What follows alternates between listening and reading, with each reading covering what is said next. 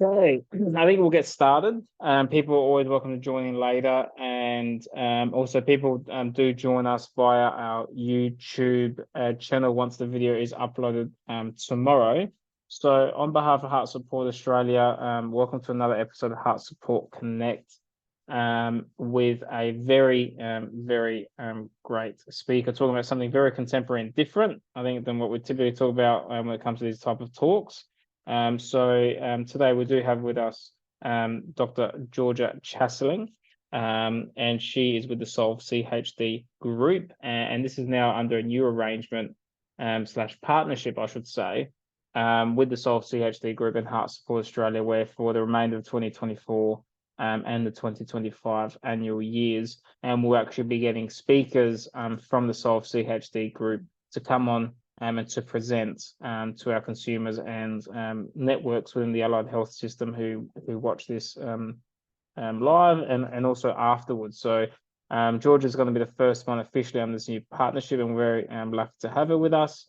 And she'll be talking about heat and heart health. What do we know and where do we go? So just as a brief introduction about Georgia before I hand it over to her and she gives us a beautiful talk. Georgia is a cardiovascular and thermal physiologist with experience investigating the influence of heat and exercise on thermal, cardiovascular, and perceptual outcomes amongst clinical populations. Dr. Chaseling is a postdoctoral research fellow on the NHMRC Synergy Grant Solve CHD, which is a multidisciplinary research project looking to transform the post-discharge care for people with heart disease across Australia. Within the program, Dr. Chaseling leads a number of projects researching the negative impacts of environmental extremes on adverse cardiovascular outcomes.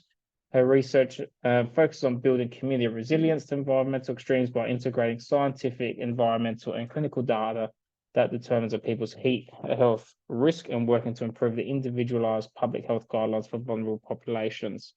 She holds a range of positions. She's a part of the Australian Society for Medical Research New South Wales Committee, chairs a Heat and Health Research Incubator Early Mid-Career Research Committee, and holds a position in the Scientific and Social Committee of the Australian Cardiovascular Health and Rehab Association. She's only post-PhD, so she's very early on. So I'd hate to have you in about 5 or 10 years' time. I'm going to have to be here for another 10 minutes, Georgia. So on behalf of Heart Support Australia, thank you for joining us. And now I'll hand it over to you to give us a presentation and we'll go from there. Great. Thank you very much.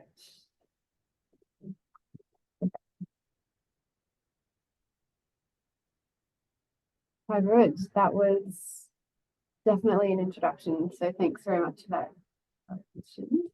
Didn't expect all of that. Seeing as it's such a small group, I think I'm very comfortable if anyone wants to jump in or pop questions in the chat as we go along. But if you do have anything that you want to ask me, but you don't want to ask me while it's being recorded, I do have my email address down here. So please feel free to shoot me an email if you want to follow up on anything that I talk about today. I feel like I've packed in a lot for 25 minutes, so I am going to try and move through things relatively quickly. And Christian gave a really lovely introduction of who I am, but I have included a few slides to kind of tell you about my research path to how I've come here today before I dive into the presentation that I'm going to give to you.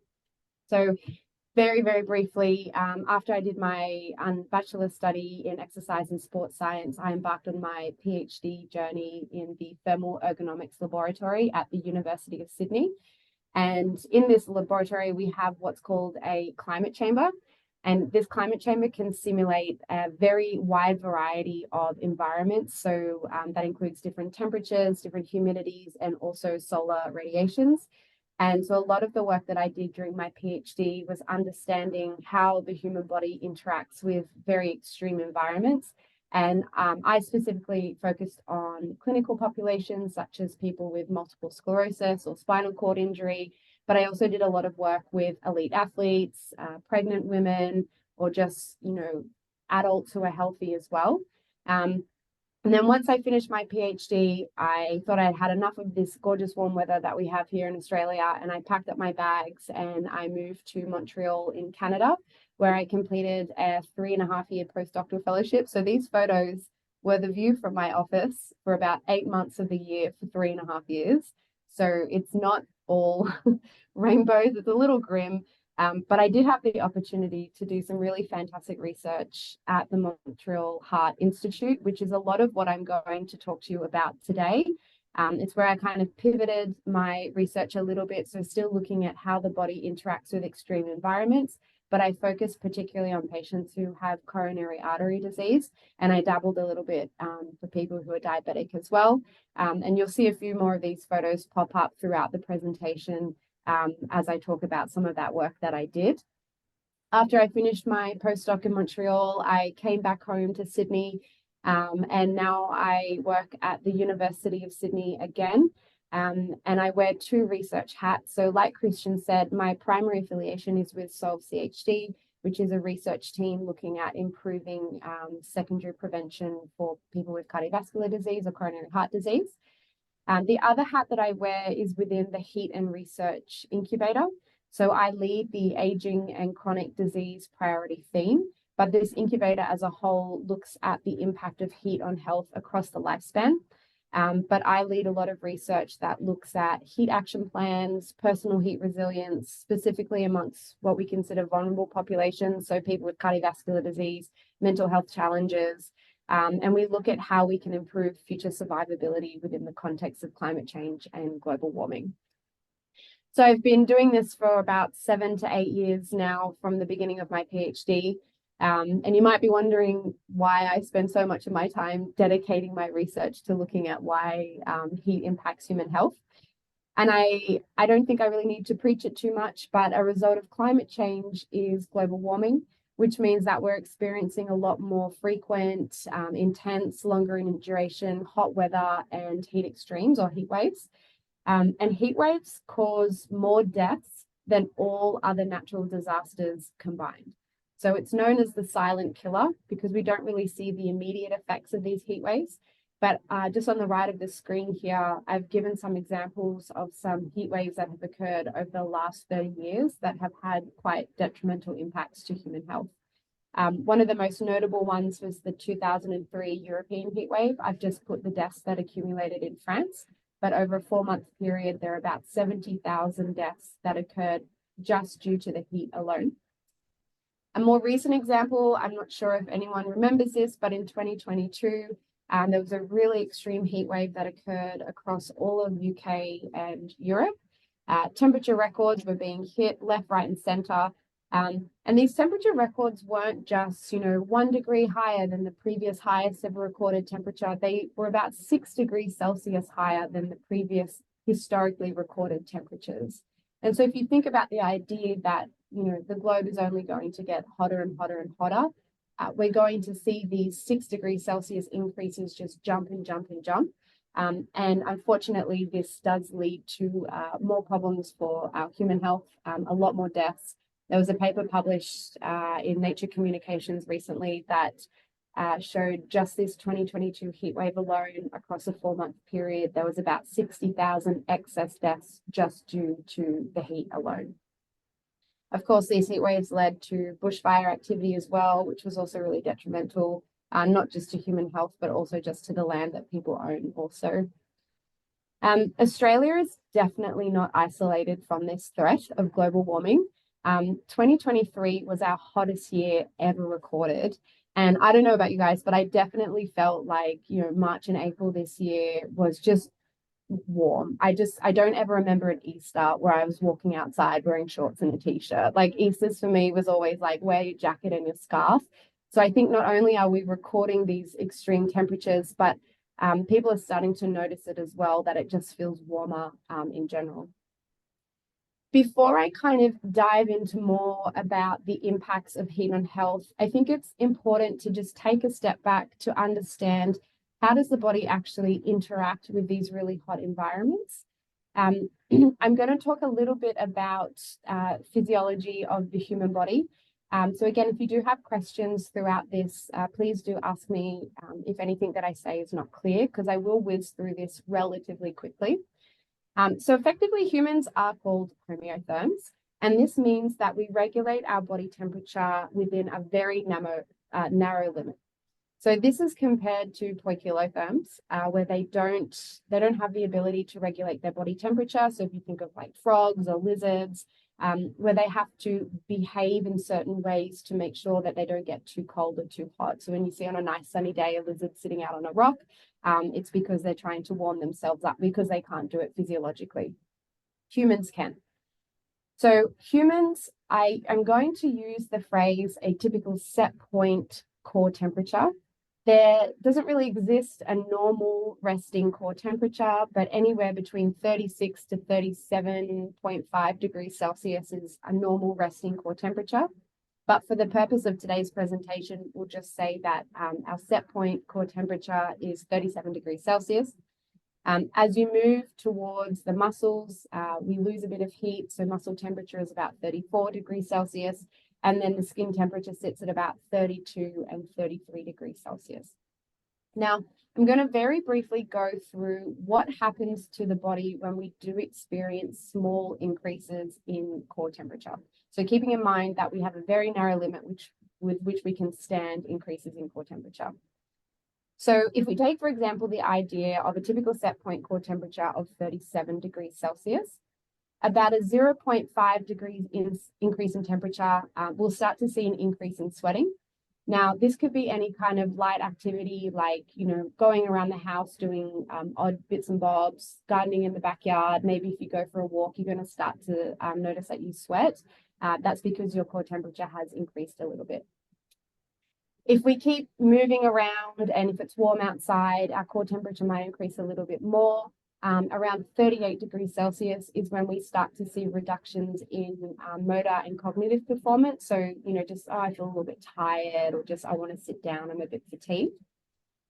As we move towards 39 degrees Celsius, that's when we really start to see chronic heat fatigue.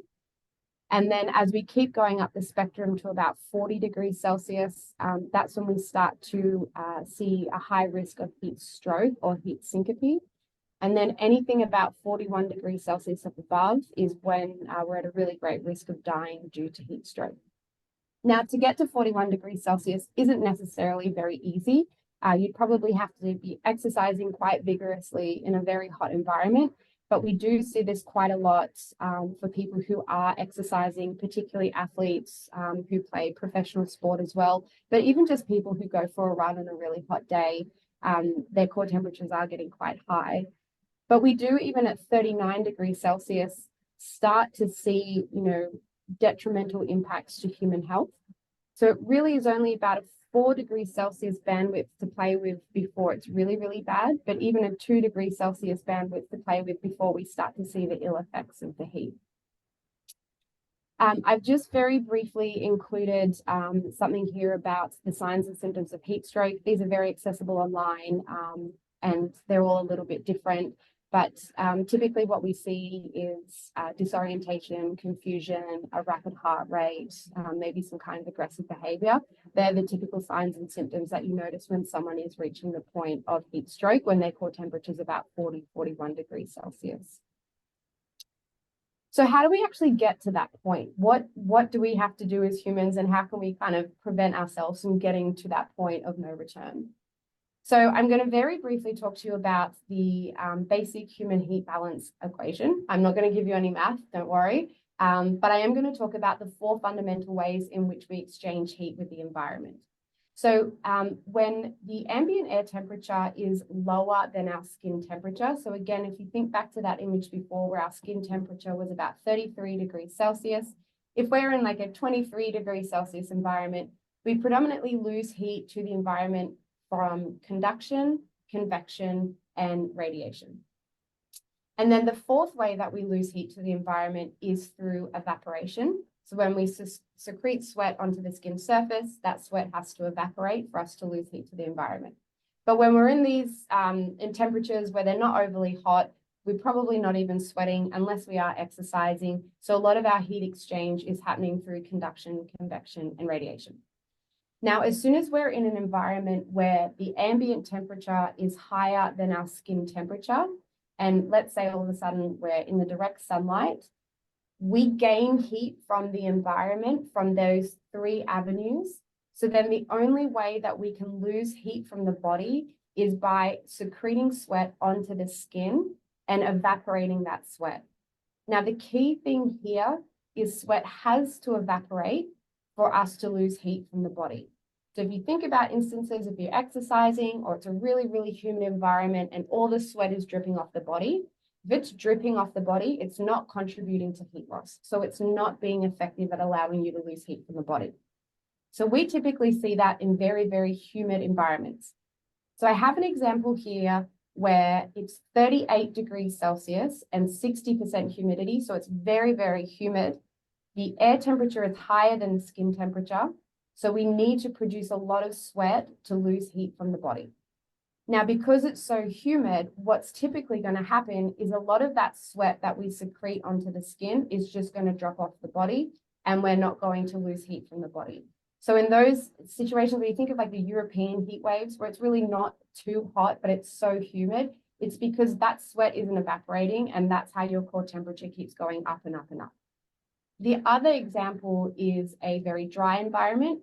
So typically what we see more here in Australia. So dry environments, we can handle a lot higher temperatures. So if you think of the example here of like 46 degrees Celsius and 10% humidity. But what happens in these very dry environments is that all the sweat we produce evaporates, but it gets to a point where we can't sweat enough. We need more sweat, but we cannot sweat enough. And that's how our core temperature keeps increasing and increasing, because there's just physiologically not enough fluid in the body to secrete sweat onto the skin surface for us to evaporate that sweat. So in those two environments, if you think coupled with physical activity or an illness that maybe alters how you lose heat from the body, that's how we increase our risk of getting to those dangerously high core temperatures.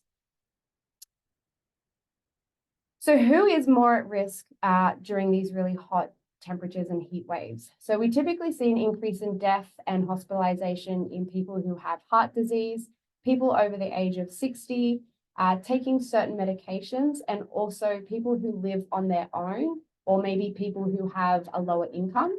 And what we see is a lot of hospitalizations and deaths because of really high core temperatures. But in the absence of a high core temperature, we're seeing people have heart attacks and also be severely dehydrated. So what's happening is that before we're even reaching our 40, 41 degrees Celsius, our heart is working so hard already that it just can't handle the amount of heat, and people are going to the hospital with a myocardial infarction. The other thing is, for people over the age of 60, they have a lower ability to produce sweat. So if you think about how important it is to sweat, if you just inherently have a reduced capacity to sweat, then you're already at a greater risk of overheating. And then the other thing is that people over the age of 60 have a reduced cardiac output, which just means that sometimes their heart can't compensate for the amount of work that it needs to do to try and pump more blood around the body when you're quite hot. And then people with cardiovascular disease who take specific medications such as beta blockers, this can also alter how you lose heat to the environment. And like I mentioned before, other people at risk, so people who live on their own, people who live in a city, so there's a thing called the heat island effect, and then obviously people who don't have access to an air-conditioned environment. I just want to briefly highlight the impact of heat on cardiovascular health. So the first study presented that really highlighted how impactful heat was on cardiovascular health was the 1995 Chicago heat wave. This was a 3-day heat wave, so it was quite short, but it was a very, very intense heat. So it was 40 degrees Celsius, 50% humidity. So it was very hot, but very, very humid. There was about 740 deaths that occurred over a 3-day period. And of these deaths, 82% of them were because of heart attacks. Hospital admissions increased in patients with coronary artery disease, heart failure, and arrhythmias. And this was across all populations, but for people with heart disease, they have the greatest risk of having a heart attack compared to any other population. So people who don't have diagnosed cardiovascular disease can also have heart attacks during the heat. But if you do already have a pre-diagnosed heart condition, you're at an even greater risk of a negative outcome with heat exposure. Now, despite the growing body of research that's demonstrating, okay, heat is really bad for people with cardiovascular disease. There's not a lot of government bodies that actually recognize the serious impact of heat on health. And this is just a very brief graph to demonstrate that. So we've recently done a study, which isn't published yet, where we systematically searched all the government websites that look at who's more at risk when it comes to heat waves. And only 25% of these websites actually said or actually identified people with a heart disease as an at-risk population. And this is causing issues because it means that we're not really focusing enough of our attention on how to protect people with cardiovascular disease from the heat, because not enough people are recognizing it as a problem in the first place. So a lot of the research that I am doing now and did do in Montreal is starting to understand, okay, why are people more at risk and what can we do to try and protect these people with cardiovascular disease? So one fundamental study that I did in Montreal was to try and answer the question, why would people be more at risk? This was a graph that's taken from a publication that talked about this. But very briefly, a very simple idea is that when your core temperature increases and you have a decrease in your blood pressure, your heart has to work a lot harder to try and make sure that blood is pumping around the body adequately. But that means that the blood also needs more oxygen to work harder. And people with cardiovascular disease have a reduced capacity to deliver that oxygen to the heart to allow it to work harder, which is what eventually could lead to a heart attack. But we don't actually know this for sure. So we wanted to do some research where we tried to answer this question in a bit more detail. So you might remember this picture from the beginning of my slide. So this is me. I don't know why I put a black dot on my face, but this is me. And I'm in what's called a water perfused suit. And you can flush water through this suit of any temperature. So what we do is flush 50 degrees Celsius water through this suit, and it heats up the body. It effectively cooks the body in a very controlled and systematic way. And so what we wanted to do was increase core temperature by certain amounts. And then we would put people in this PET scan that you can see around me.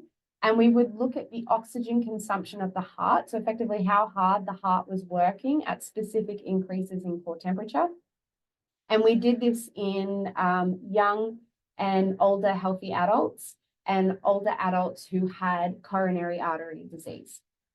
And very, very briefly, what we hypothesized we would see is that people with heart disease would have a reduced oxygen consumption of the heart compared to people who don't have a heart disease. And this would lead to, a lack of oxygen to the heart effectively. But what we did see, these are results from the study, what we did see is that myocardial blood flow, which is an indication of the heart's oxygen consumption, wasn't different between healthy young, healthy older, and older adults with coronary artery disease. So that was very surprising to us because it was completely opposite to what we thought we would see. But what we did see, so this is a very basic image. There were a few people in the coronary artery disease group who prior to doing the study were showing signs of ischemia in their heart, although their cardiologist cleared them to do the study, so it was fine. But of those people who already had small signs of ischemia on the heart, they also showed ischemia during whole body heating, compared to those patients with coronary artery disease that showed no signs of ischemia prior to heating, so they were fine during heating. And so all these images are, so these circles, so each row represents a different participant at each increase in core temperature. So you have your baseline before heating, and then a 0.5, a 1, and a 1.5 increase in core temperature. And I think this patient 10 is probably the best example of what this ischemia looks like. So where you see these black-green shaded areas, that is almost a lack of blood flow. If you think this circle represents the heart, compared to these orange-purple areas where there's an increase in blood flow. So we were seeing ischemia to some regions of the heart. And while this was very preliminary data, we kind of took away from this of, very vulnerable people who already have ischemia in the heart, or maybe they have an undiagnosed heart disease, are going to be more at risk compared to those who maybe have had their heart attack, they've got a stent, or they've got their bypass and they're considered otherwise healthy, they're a little bit less at risk. So we're still exploring this a little bit more, and this is research that I'm continuing here at the University of Sydney, so effectively stay tuned for this one. But while we're still trying to understand the why people are more at risk, we can do work at the same time to look at, okay, well, what can we do to protect these people from experiencing heat strain?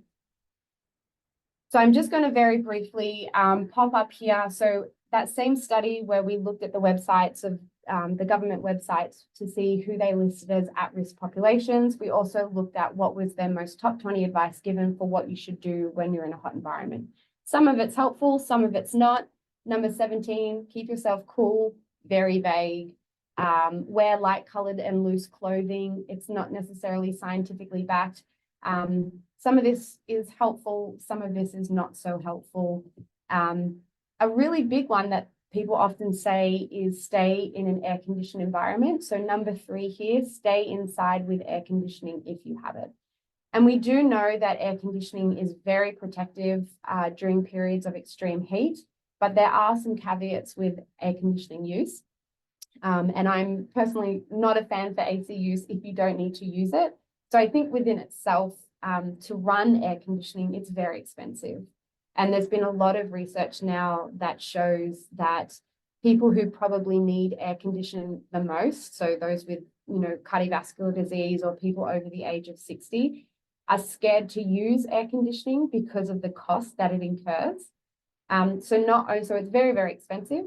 But using air conditioning within itself emits greenhouse gas emissions. And so when we are continuously using AC at a constant pace, we're continuously releasing greenhouse gas emissions, which are therefore contributing to global warming within itself. And it's kind of like this vicious cycle of, okay, so then it's going to keep getting hotter, then it's going to keep increasing the demand for cooling and so forth and so forth. The other thing is that when everybody uses their AC at once on a very, very hot day, it can lead to blackouts, and that within itself can have detrimental impacts. There's been some historic examples in Melbourne, even in Perth over Christmas just gone. They had a really bad heat wave and there was huge blackouts across the board.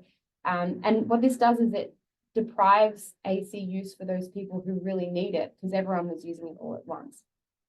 So all of that being said, AC is great, but we do need to try and understand other ways that we can keep people cool aside from AC use that are affordable and sustainable as well.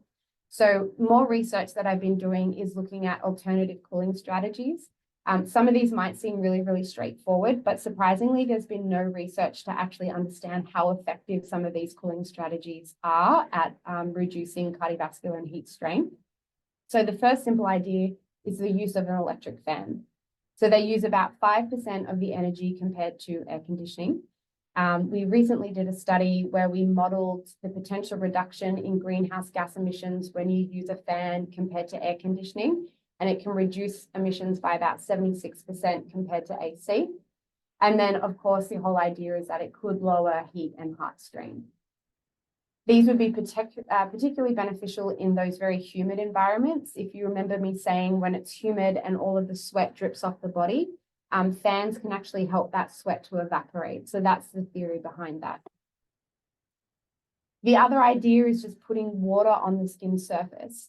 So water can provide evaporation in dry environments. So if we go back to that dry environment where we just cannot produce enough sweat to lose heat from the body, you can actually put water on the skin surface and we will evaporate that water, and that will allow us to lose heat from the body. So wetting the skin with water can provide evaporation. It can reduce skin temperature and therefore prevent dehydration. And again, it could lower heat and heart strain in really hot environments.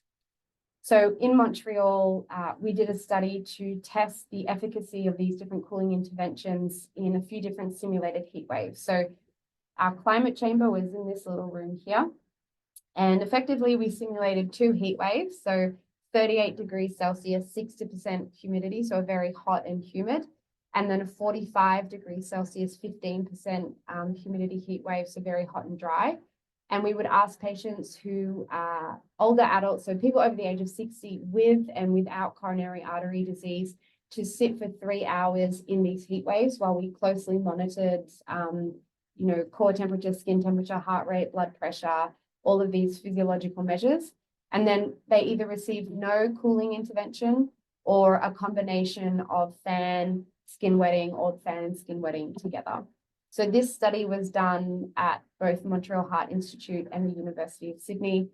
This was a little bit of a demonstration of the setup. So they had their heart rate, ECG, all that kind of stuff. This has been ongoing research that we've been doing since my PhD. We started doing research like this where we were simulating heat waves and looking at cooling strategies in young, healthy adults. And then we transferred to patients with cardiovascular disease. And from this research, we've come up with a series of cooling strategies that would be effective during a heat wave.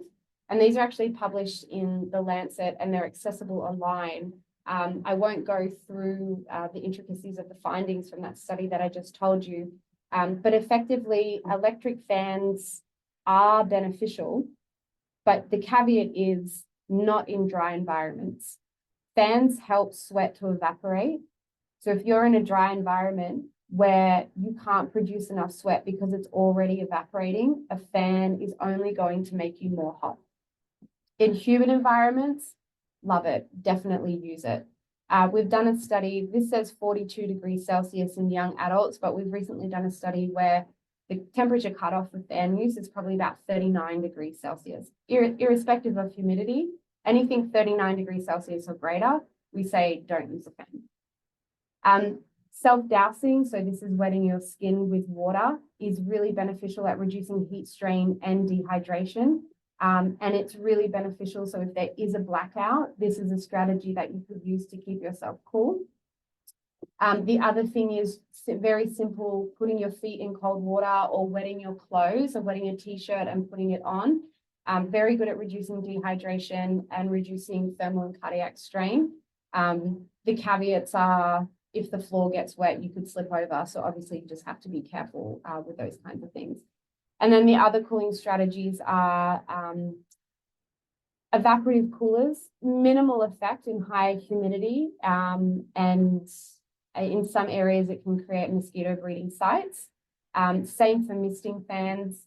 Using an ice towel is fine, but obviously there's a lot of preparation with using ice towels. So it's effective, but it's a little bit laborious. And then ingesting cold water, obviously drinking water is very, very important through all heat waves. So from all of this research, we've come up with these, and these are scientifically backed cooling strategies, as opposed to just some heat health advice saying to do things for the sake of saying to do things. I think my next slide. So there's a few questions that people ask me quite often when it comes to looking at heat and health. And there's this whole idea that heat could potentially be protective for heart health, which is a bit of a juxtaposition to everything that I've just told you about how bad heat is for your health.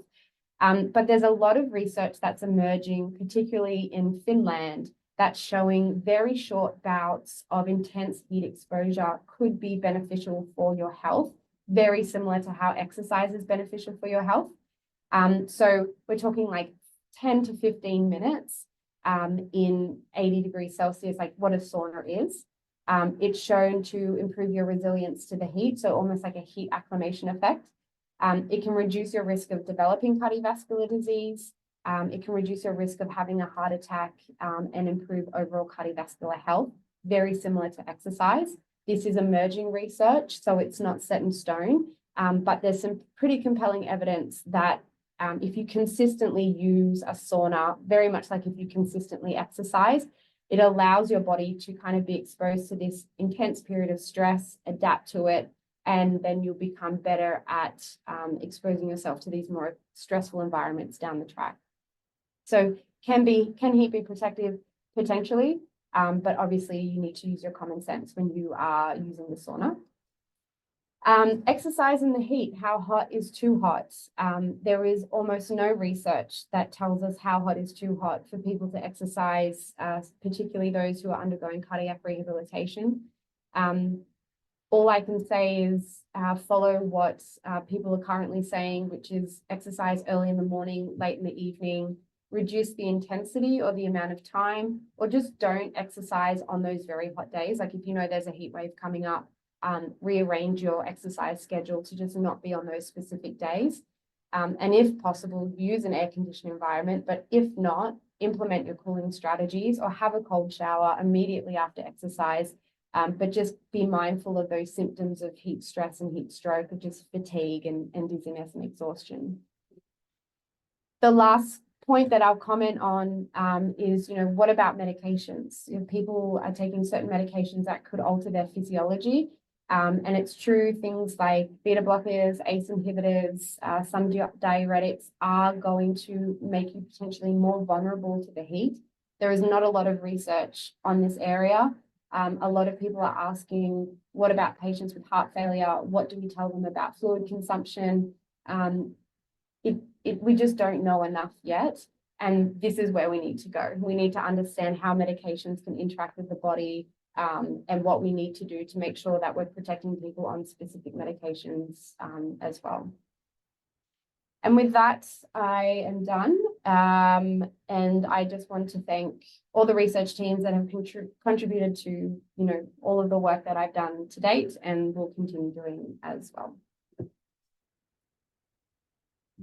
Awesome. Thank you so much, Georgia, and for that insightful talk. I guess when we are going to probably send this out to our groups probably tomorrow and start to share this amongst our peer support groups as an educational talk, they're going to find this one, I reckon, very interesting. So I do have a couple of questions because I think it's important to have a take-home message. And also, based on the research you provided and some of this insightful stuff, we're not deterring people from doing exercise in low levels of heat either, from what I've seen. So it's just a lot of food for thought at the moment. I guess a couple of questions I had. First of all, what would be the take-home message? You think about all of this. So let's think about a typical consumer with heart disease. So a cardiac patient, currently, under control. They've had perhaps a previous myocardial infarction or heart attack, and perhaps have had a stent or a bypass. Any recommendations with them, or are you saying that it's quite, just to monitor the exercising or going about things in the heat as per a normal individual would do? I think the take-home message is to be aware that if you are, even if you're healthy over the age of 60, or if you have cardiovascular disease, be aware that you are at a greater risk of experiencing a cardiovascular event, even though you might not feel that way, and to have a plan. And the plan needs to be developed with a GP or your cardiologist, but you need to have a plan. And when I say a plan, it's okay, if you live on your own, who can you contact to make sure that you're okay? Have you got someone that can check in, just seeing how you're doing, making sure that you're still fine, everything's going good. If it gets too bad, do you have somewhere where you can go? Almost like a bushfire plan, effectively. Do you have somewhere where you can go so someone can look after you? Know the medications that you're taking. What impact do they have on the body? So have that discussion with your GP or your cardiologist. Okay, what are these going to do and how might they impact me on the heat? So I think the take-home message is be aware and start to create a plan just to protect yourself so that you're going to be completely fine during these periods of heat. Right. And I guess to clarify, is there a set temperature, or would you, are you saying, a temperature of 38, 39 degrees plus? Can you define that, or is it something over consecutive days? Yeah. It's hard to define what temperature, because it depends on the activity, the environment, like the indoor environment that they're in. Like it could be 40 degrees outside, but if you're in an air-conditioned environment, it really changes that. Anything, I would say, as soon as it starts to get above that skin temperature environment, so maybe 35 degrees Celsius, irrespective of the humidity, that's when you need to start thinking, okay, it's getting hot. I just need to make sure that I'm keeping an eye on A, B, C. Like, how am I feeling? Am I feeling lightheaded? Am I feeling dizzy? Sit down. Don't try and push yourself in that area. Yeah, exercise. I'm definitely not saying don't exercise. But if you are going to exercise, it should be supervised to an extent. So don't just go out on your own.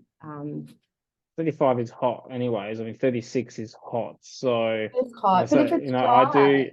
I train in, but I train in summer. So I wouldn't, if you've got someone who's elderly as well with heart, you would definitely be saying early morning, or late Absolutely. afternoon, evening. Yeah. 36 is hot. Yes. I'm 34 and that's hot for me, right? So, Yeah. okay, look, that's great. And I guess, I'm also interested, you're talking about, you're looking at some of the underlying mechanisms why this must be the case, and there's some assumptions there. It was purely focused on a lot of the focus on MI or heart attacks. Is that because that, as we know with a lot of people, people do present with a lot of there is some blockages that occur. There is underlying degree of blockages in coronary arteries that are unknown, and that this might be kind of an accelerant to bring that about, or is this purely similar to angina, where it's a spasm where there are no, I guess, calcium or calcification in the arteries? Yeah, that's a great question. We focus on patients with coronary artery disease because they're the people who are presenting to the hospital the most are patients with coronary artery disease. So that was the first population that we wanted to target to try and understand. And in our eyes, it was the one that made the most sense, because patients with coronary artery disease cannot dilate the arteries of the heart enough to allow blood to flow to the heart to compensate for the work that the heart needs to do. The same theory would apply for heart failure, I think. But when it comes to arrhythmias and angina, it's a little more muddy, that picture. And that's why we haven't really gone into that area just yet. But I think that's why we're focusing predominantly on coronary artery disease. And I will dabble in heart failure as well. But we just kind of wanted to uncover that initial picture first in the more predominant population. Yeah, I guess one step at a time. Look, it's a fascinating topic, and at the scraping the surface, right? Because you've gone in with a couple of questions and you come out with something else. Yeah. And I can kind of see this being there's going to be an interesting topic, I reckon, over the years to come, to be honest, because there's so many questions. Yeah. So I'm actually quite eager to see how this goes, to be honest. And even looking at the effect on, perhaps is it a way to, could you actually start using this to screen people, perhaps for heart disease, perhaps, so it is a fascinating talk. So I look forward to getting the feedback from the groups when we send this around to everybody, and then seeing what their take is on the heat and heart disease. Obviously, most of the people that we have in our group already do have heart disease, so I think that it's a good thing, take home message for them, just to be careful when it comes to 35 degrees or more, especially in the heat, to be aware of, to consider that there perhaps may be some effects from that. But I think 35 or 36 degrees above exercising at that time of day might be full on anyway. So that's fine. But look, on behalf of Heart Support Australia, Georgia, thanks so much. That's okay. We absolutely appreciate the chat. Bob is our instructor, is with Heart Support. I'm sure he may have a question for you. I just wanted to make a comment, Georgia. I really appreciated that talk. I'm sure my group will look. You might not guess, but I am over 60. You might not have picked that one. Not at all. And that, yeah, right. And then I do have heart disease, but I really found that interesting. I wasn't sure I was going to, but okay. And I'm really keen to put this out to my group, because I have a group that ranges from people in their early 30s through to the oldest one I've got is 94. But the heat thing is getting worse, no question about it. Yes, I'm in Canberra at the moment. It's damn cold, but it does get up very hot during summer. I really appreciated that. I actually learned quite a bit out of Oh, that. fantastic. I'm so glad. So I just thought I'd say thank you very much, Georgia. I did appreciate it. And I Thank look you. forward to Thanks. putting it out to the We, truth. I do Thanks. have a question from Julie, Georgia, which I think Yeah. I'm trying to work out who this person is, but it must be from a cardiac rehab coordinator. So thanks for a good presentation. Would you have an ideal temperature setting for clinic setting in cardiac rehab? So good question, actually. Great question. I feel like I get this question a lot. I can tell you from a sustainable and physiological perspective. So if you have air conditioning, I would set it at 25. And if you can, I know during COVID, people said don't use fans, but if you can put fans on, I think that's going to be an ideal environment. 24, 25, I think would be where you could set your AC at, if AC is what you're using, or if you can try and regulate that environment. But if it's a coolish day and you have windows, open the windows and let like the natural air flow in. But definitely if you can use fans and incorporate fans, you feel more comfortable, honestly, with slightly higher temperatures if you have that airflow going across the skin. I'm not sure if that answered the question, but I hope so. Thank you. I think that will cover it. I think it seems to have covered it. So thank you for that one. Well, on that note, great presentation. And thank you again. I will direct everybody that if they do have any questions for Georgia, especially, I guess, perhaps some of the cardiac rehab coordinators and team members across the country that will probably watch this, reach out to Georgia on her email that she put in at the beginning of this presentation. I'm sure she'll be happy to answer any questions you may have and help you to set up a new high performance cardiac rehabilitation lab with the whole works of fans and air conditioning, heat chamber. Sounds fantastic. So, but very an interesting topic. So again, thank you on behalf of Heart Support Australia. We hope everyone enjoyed it, and Georgia, all the very best for your studies. I'm sure it's going to be a very fascinating few years to come. Thank you very much for having me. Appreciate it. Thank you. Okay, bye. Bye.